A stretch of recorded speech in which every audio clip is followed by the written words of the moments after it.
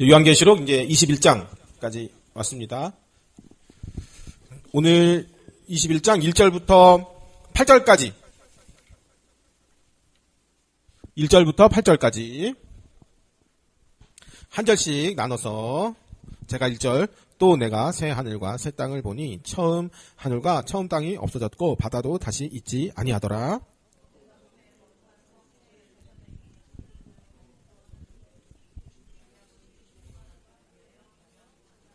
내가 들으니 보좌에서 큰 음성이 나서 이르되 보라 하나님의 장막이 사람들과 함께 있음에 하나님이 그들과 함께 계시리니 그들은 하나님의 백성이 되고 하나님은 친히 그들과 함께 계셔서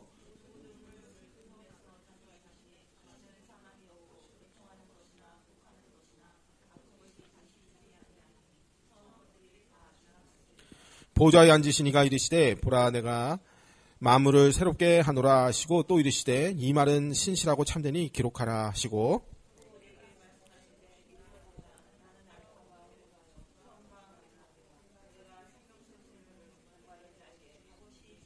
이기는 자는 이것들을 상속으로 받으리라. 나는 그의 하나님이 되고 그는 내 아들이 되리라.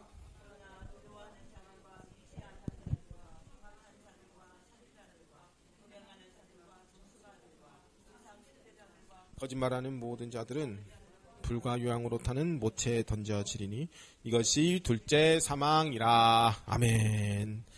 20장까지 이제 바벨론으로 지칭되었던 세상 임금이 장악한 세상 나라와 또 그 안에 살던 죄악된 백성들과 또 어린 양을 흉내내던 그 적그리스도 두 뿔 짐승, 또 적그리스도를 따르게 했던 10뿔 왕들, 또 바벨론의 상인들, 또 그 안에서 사치와 향락을 즐기던 모든 죄인들, 또 악한 영들까지 다 꺼지지 않는 영원한 불못에 다 집어 던져버렸습니다.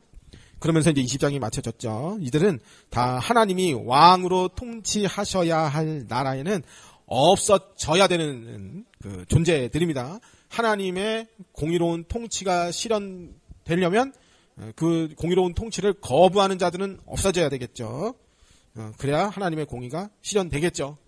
이제 그 과거 그 아담 때나 또 이스라엘 백성 때나 그 공의로운 통치가 어떻게 실현되느냐 하면 율법으로 제정을 하고 이 법을 지키는 자는 하나님의 하나님 되심을 인정하는 것이고 그것을 지키지 않는 자는 율법을 어기는 자는 그건 하나님을 경외하지 않는 것이다. 이제 그렇게 되죠. 자, 1절에 보면 또 내가 새 하늘과 새 땅을 보니 처음 하늘과 처음 땅이 없어졌고 바다도 다시 있지 아니하더라. 그래서 요한계시록이 계속 반복하는 내용이요. 또 내가 보니. 그러니까 환상을 보는 것입니다. 계속. 요한이 본 환상을 기록한 거예요. 새 하늘과 새 땅을 요한이 봤는데 처음 하늘과 처음 땅이 없어졌고 바다도 다시 있지 않는다. 그렇게 말했습니다. 그 이전에도 요한계시록 요 천국 새하늘 새 땅을 가지고 1년에 한 한두 번은 꼭 한 번은 언급하고 넘어갔던 것 같아요. 천국 이야기, 지옥 이야기는 꼭 매년 연초 연말에는 꼭 했던 것 같은데 그래서 그 이전에 했던 얘기들은 다 뺐어요. 이게 연속성이 불연속성이냐, 이게 재창조설이냐, 갱신설이냐. 새하늘 새 땅은 그 불연속된 것도 있지만 또 연속적인 것도 있다. 우리는 거기 가요. 근데 지금 우리 거하던 우리가 가서도 나예요. 근데 죄악된 나는 없어요.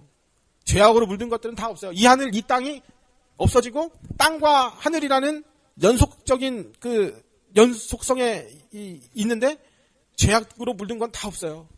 그러니까 지금 우리가 저 밖에서 보면 사과나무가 있고 저는 산이 있고 한데 새하늘 새 땅에 가도 나무가 있을 거고 열매가 있을 거고 지금 저 앞에 보이는 것들은 병충해도 먹고 그러니까 농약도 쳐야 되고 1년에 한 번 사과 열매 맺히고 5월 되면 꽃 피고 여름부터 가을까지 사과를 따고 여기 앞에는 이제 추석 때 다 따지만은 근데 새하늘 새 땅에 있는 과일 나무들은 사시찰철 열매를 먹는데 지금 먹는 우리 이 땅에서의 사과는 달콤하고 새콤하고 맛있다 정도이지 그것 자체가 산삼보다 좋은 효과는 없단 말이에요. 근데 영원한 천국 새하늘 새 땅에서 먹는 사과는 아주 극상품의 최고의 사과인데 그 잎사귀가 만국을 치료하는 그 효력을 가지고 있는 최고의 것이 되며 그 열매는 이제껏 먹어보지 못한 포도로 따지면 뭐 거봉 중에 최고 거봉 이렇게 그렇게 이제 같은 것들인데 연속선상에 있는데 최고의 것들이 된다. 그런 이야기들 많이 했었는데 이제 그런 얘기는 다 빼고 하여튼 죄악으로 물든 세상은 다 없어져야 됩니다. 그래야 하나님이 영광 받으시는 그 새하늘 새 땅이 완성되는 거죠. 레위기 25장 23절에 보면 토지를 영구히 팔지 말 것은 토지는 다 내 것임이라 너희는 거류민이요 동거하는 자로서 나와 함께 있느니라 했는데 원래 땅은 하나님의 것입니다. 우리는 인간은 땅에 살도록 하나님이 그 창조해 주셨죠. 그래서 땅을 디디지 못하면 그건 저주받은 백성입니다. 무적행이란 말은 영원히 나락으로 떨어진다는 게 무적행인데 디딜 데가 없는 게 무적행이에요. 그게 인간에게 지옥입니다. 원래 땅은 하나님의 것입니다.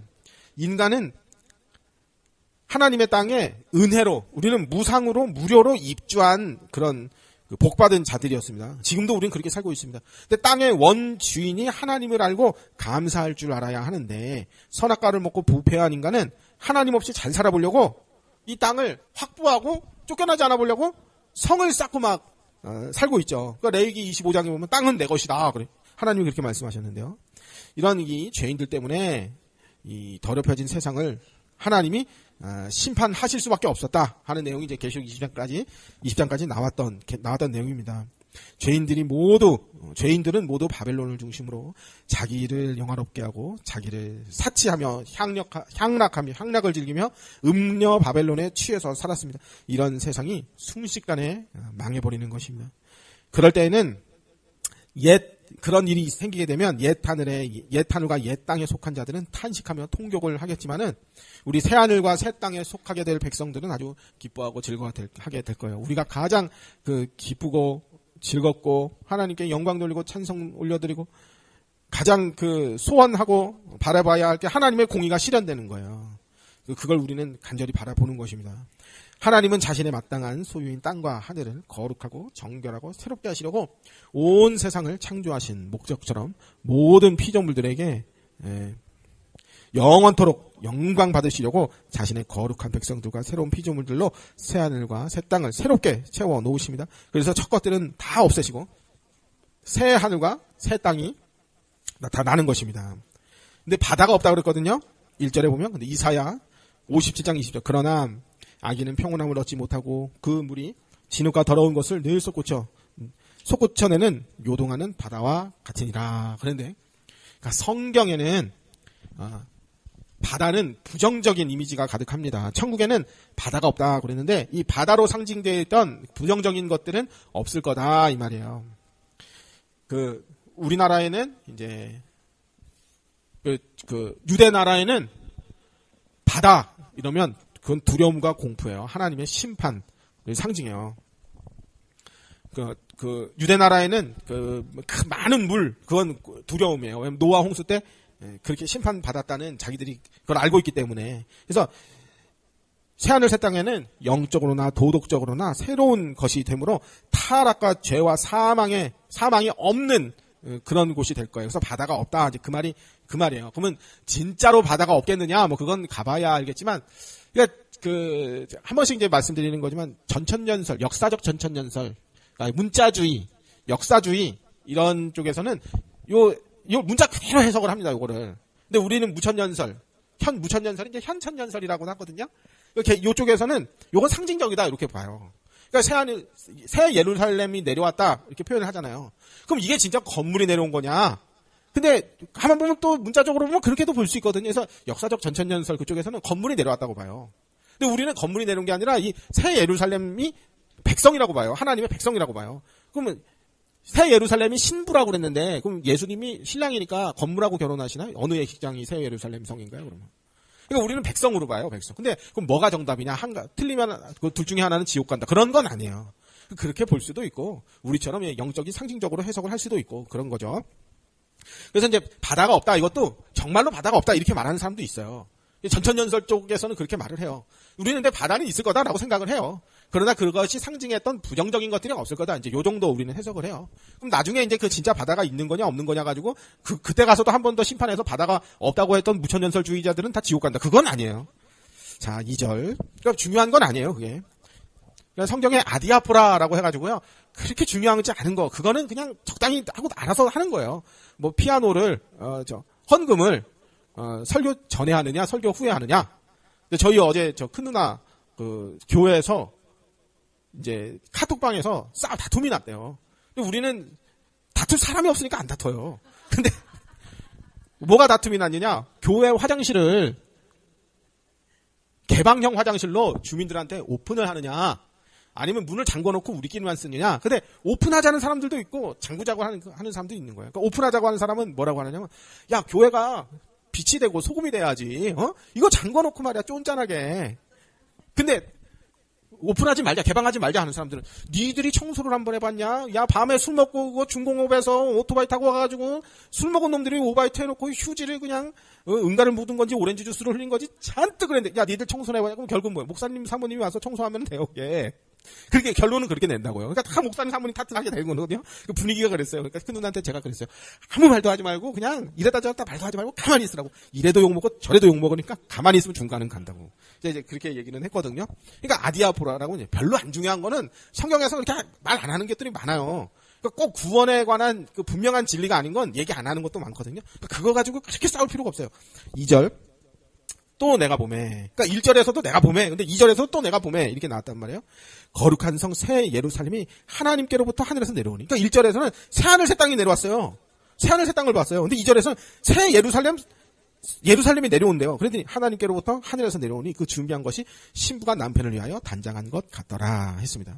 그러니까 1절에서는 새하늘 새 땅을 봤는데 2절에서는 또 환상을 또 봤는데 거룩한 성 새 예루살렘이 하나님께로부터 하늘에서 내려온다고 돼 있어요. 그럼 이게 뭐예요? 1절에서 새하늘 새 땅이 이미 펼쳐져 있고 2절에서 성전이 내려오고, 문자적으로 보면 이렇게 볼 수가 있어요. 근데 그러니까 우리는 어떻게 보느냐? 1절에서 본 새하늘 새 땅을 2절에서 다시 본다. 그게 예루살렘이다. 우리 이렇게 봐요. 그러니까 하늘에서 거룩한 성 새 예루살렘이 내려오는데 1절을 반복해서 2절에서 봤다. 이렇게 봅니다. 그러니까 똑같은 꿈을 예를 들어서, 제가 하늘에서 떨어지는 꿈을 꿨어요. 야, 나 오늘 키 크는 꿈을 꿨나 보다. 그래가지고 지금이 몇 시냐 봤더니 새벽 2시에요. 야, 나 이제 키가 지금 180이 조금 안 되는데 저기 180을 내가 넘길래나 보다. 2시에 깨고 다시 잤는데 이번엔 63빌딩에서 떨어지는 내려옴을 꿨어요. 야, 내가 진짜 최홍원만큼 키가 클래나 보다. 봤더니 새벽 5시에요. 그러니까 하루 저녁에 2시에 키 크는 꿈 한번 꾸고 5시에 키 크는 꿈 한번 꿨다고. 그럴 수 있잖아요. 그런 경우도 있잖아요. 그러니까 그럴 수 있단 말이에요. 똑같은 환상을 하나님이 요한에게 연거푸 2번 보여줄 수 있잖아요. 이걸 꼭 문자적으로 반드시 꼭 그렇게 해야 된다. 이제 요게 이제 역사적 전천연설인데 그게 틀렸다는 건 아닙니다만은. 그러니까 거룩한 성서 예루살렘이 곧 새하늘 새 땅입니다. 이것은 건물 성전이 아닙니다. 그리스도의 몸된 교회는 어린 양의 신부인 구원받은 거룩한 성도들이 곧 교회 성 예루살렘입니다. 그러니까 성도들이 곧 교회이며 성도가 곧 거룩한 성입니다. 거룩한 성이 얼마나 좋으냐면 마치 신부가 남편을 위하여 단장한 것 같이 좋다라고 합니다. 그러니까 이제 우리 참고로 우리는 이제 뭐 큰 의미는 없지만 신천지에서 이제 14만 4천이 자기들이 구원 받는다고 하잖아요. 자, 그러면 생각해봐요. 14만 4천의 실제 사람, 성인의 14만 4천이 거하려면 어느 정도의 규모의 충주 인구가 20만이잖아요.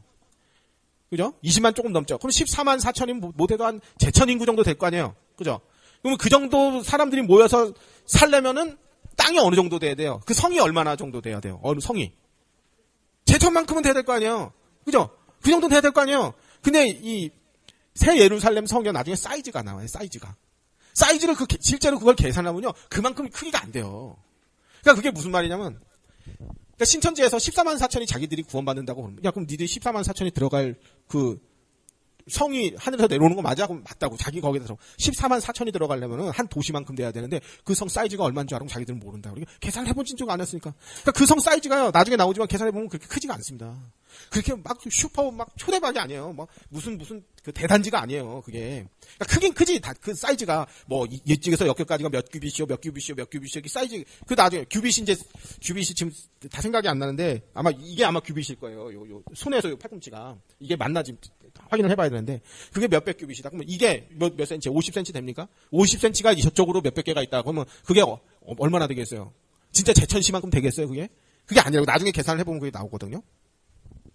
이제 신천지들이 자기들이 그 성에 들어가서 산다 그러면은 니들 그럼 전부 다 이렇게 평생토록 영원히 14만 4천 명이 한 평도 안 되는 땅에서 딱 이렇게 딱 붙어가지고 살 거냐? 그럼 자기들도 생각해보니까 이거 말이 안 되네. 이렇게 되는 거죠. 자, 어디까지 읽었는지. 자, 3절. 내가 들으니 보좌에서 큰 음성이 나서 이르되 보라 하나님의 장막이 사람들과 함께 있으니 하나님이 그들과 함께 계시리니 그들은 하나님의 백성이 되고 하나님은 친히 그들과 함께 계셔서. 그래서 내가 들으니, 그러니까 뭘 또 이제 환상을 또 들은 거예요. 보좌에서 큰 음성이 났습니다. 하나님의 장막이 사람들과 함께 있음에 하나님이 그들과 함께 계시리니라고 합니다. 그렇게 되면 그들은 하나님의 백성이 되고 하나님은 친히 그들과 함께 계신다고 합니다. 이것이 구원의 최종 목표이며 하나님과 백성의 언약 관계예요. 그러니까 출애굽기에서 하나님이 이스라엘 백성을 애굽에서 구하여 내신 이유는 구속한 백성을 거룩한 처소에 들어가게 하기 위해서였습니다. 자기 그 성전으로 삼으려고 하나님이. 그 성전으로 삼는다 하면은 이제 사람들을, 그 백성들을 벽돌 블럭 하나하나로 해가지고 쌓아서 건물을 만드는 게 아니고, 시멘트처럼 그걸 붙여가지고 건물로 만드는 게 아니고, 그 백성이 하나님 거할 처소이며 백성들이 새 예루살렘이며 그 백성들이 하나님 거하신 성전인 거죠. 출애굽기 15장 13절 주의 인자하심으로 주께서 구속하신 백성을 인도하시되 주의 힘으로 그들을 주의 거룩한 처소에 들어가게 하시나이다. 그래서 거룩한 처소는 1차적으로는 가나안 땅을 얘기하는 거지만 더 나아가 하나님은 자신의 백성들을 자신이 거하실 처소로 삼으시려고 하셨습니다. 그러니까 백성이 하나님 거하실 처소.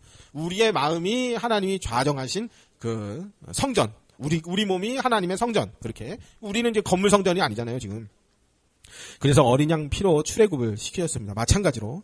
오타가 났네. 마찬 가지고 그랬는데요. 신약에서 택한 백성들은 그리스도의 피로 사신 그 백성들을 피로 사신 목적이 뭐냐면 백성들과 함께 거하실 처소로 삼으시려 하심입니다. 이게 아주 중요한 그 기독교 진리인데 이단들의 특징은요, 사신주를 부인한다. 성경 읽다가 사신주를 부인하고 그 표현 들어봤죠. 사신주가 뭐냐면 십자가의 보혈로 그 대가로 우리를 자기 백성 삼으셨다. 내가 막이라면은, 내가 만약 이단 교주다, 막이다. 그럼 뭘 속이겠어요? 다른 건 다 속여도 돼. 좀 흐리멍텅하게 조금 비슷비슷하게 해야 되는데 딱 하나 핵심적으로 하나 속이려면은요, 사신주를 부인해야 돼. 사신주. 그리스도의 구속만 그 왜곡시켜버리면 다 끝나는 거예요. 이단의 그 최고 목표예요. 마귀의 최고 목표. 그리고 요거를 아주 우리가 기독교의 진리를 확실하게 붙들어야 되겠어요. 예수님이 우리를 피로 사신 거예요. 에베소서 2장 11절에서 22절까지 다 읽으면 너무 길 것 같아서 십자가로 화목하게 되었다라는 말이 나오는데 20절부터 보면 너희는 사도들과 선지자들의 터 위에 세우심을 입은 자라 그리스도 예수께서 친히 모퉁이 돌이 되셨느니라. 그 안에서 검을 받아 서로 연결하여 주 안에서 성전이 되어가고 너희도 성령 안에서 하나님이 거하실 처소가 되기 위하여 그리스도 예수 안에서 함께 지어져 가느니라 했습니다. 우리는 원래 처음에는 이방인으로 아무 소망이 없는 자들이었어요. 우리는 단군의 자손이었잖아요.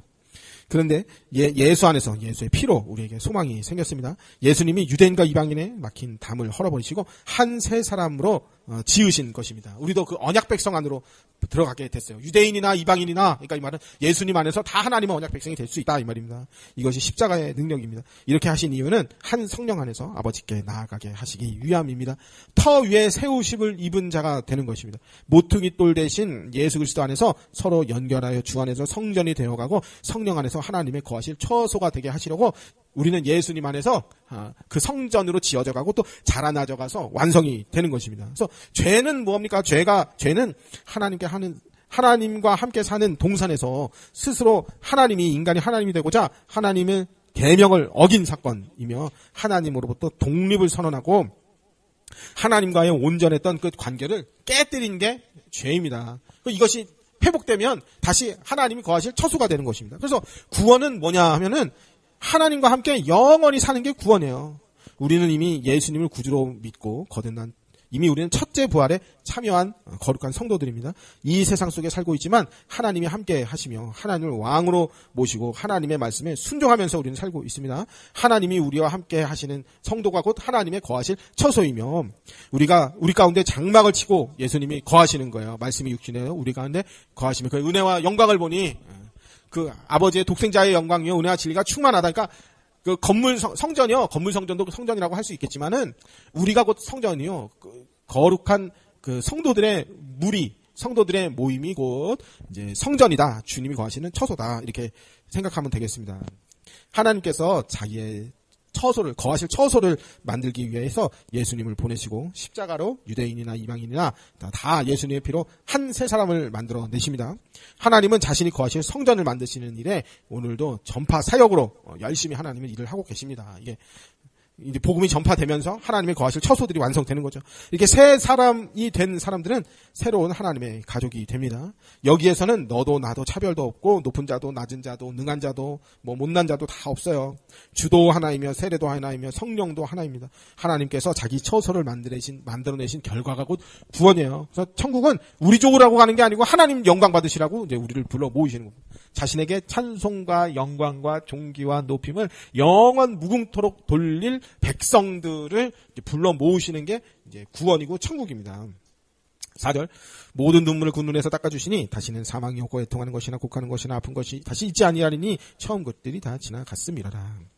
사람이 죄의 결과로 맞이하게 된 비극들, 즉 사망과 애통과 곡하는 것, 아픈 것들, 그러니까 사망의 증상들, 죄의 결과들, 하나님 앞에 범죄함으로써 그 책임으로서의 형벌을 받게 돼요. 이것이 인간이 당면한 문제입니다. 마귀가 갖다 준다는 온갖 나쁜 일, 그게 문제가 아니고 인간이 하나님 앞에 벌을 받게 됐어요.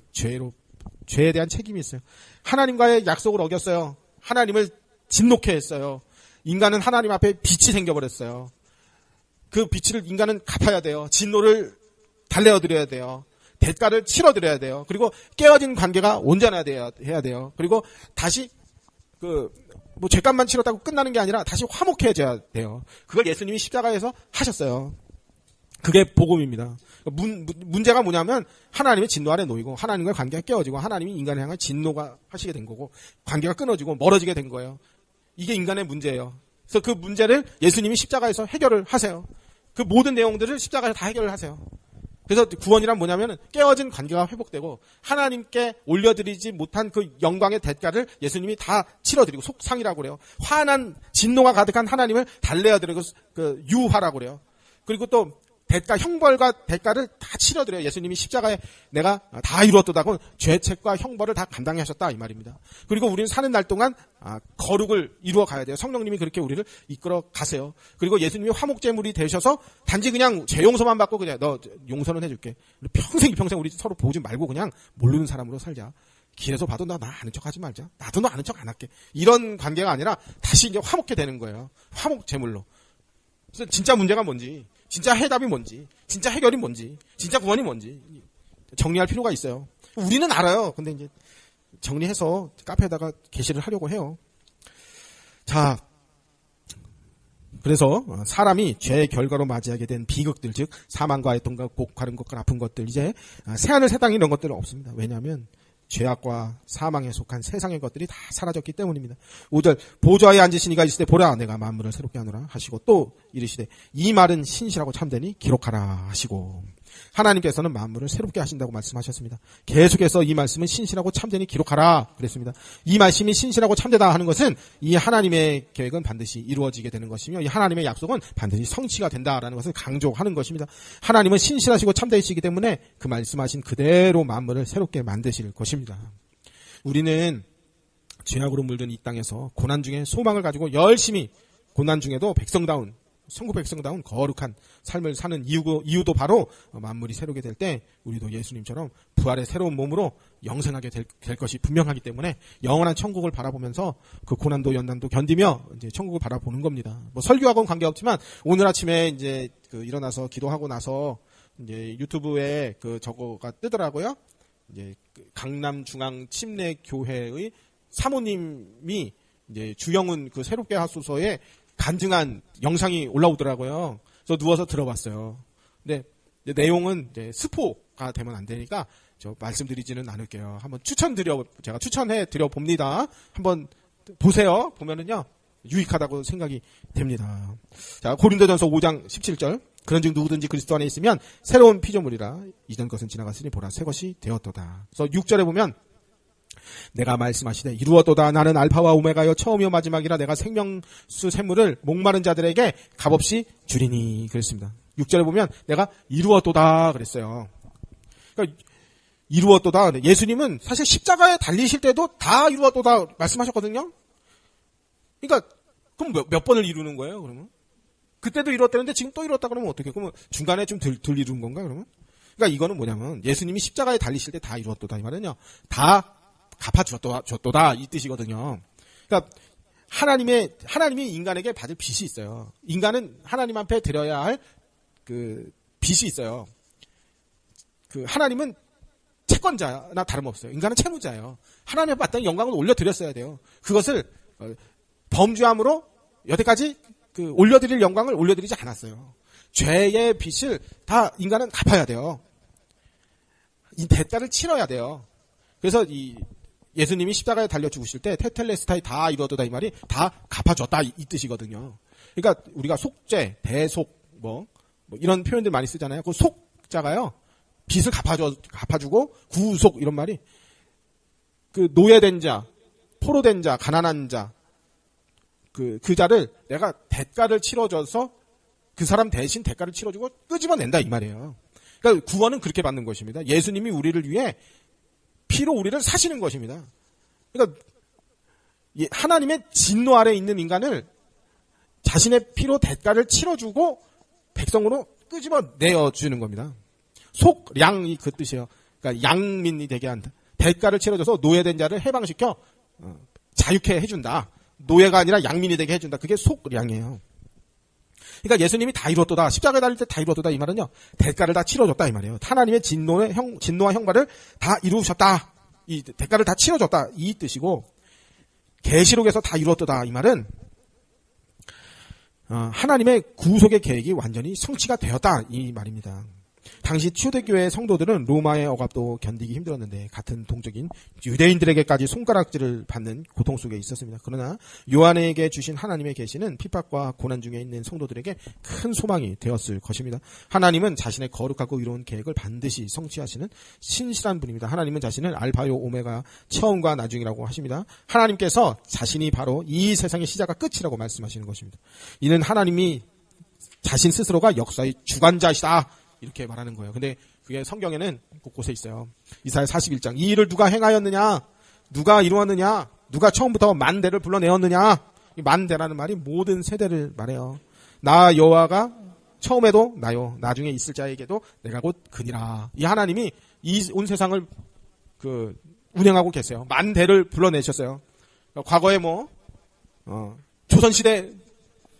조선시대가 조선시대로 있게끔 하신 그 세대를 하나님이 그 당시에 불러내신 거고, 지금 2002년 월드컵 시대에 하나님이 그 일을 우리나라에 있게끔 하신 거고, 어젯밤에 이게 겨울인지 도대체 태풍이 부는 여름 날씨인지 그것도 하나님이 그렇게 하신 거고, 구름을 움직이고 바람을 움직여서 온 동네방네 그냥 현수막 다 떨어지고 스티로폼 다 날아다니고, 하나님이 그런 만세와 만대를 다 불러내시는 것입니다.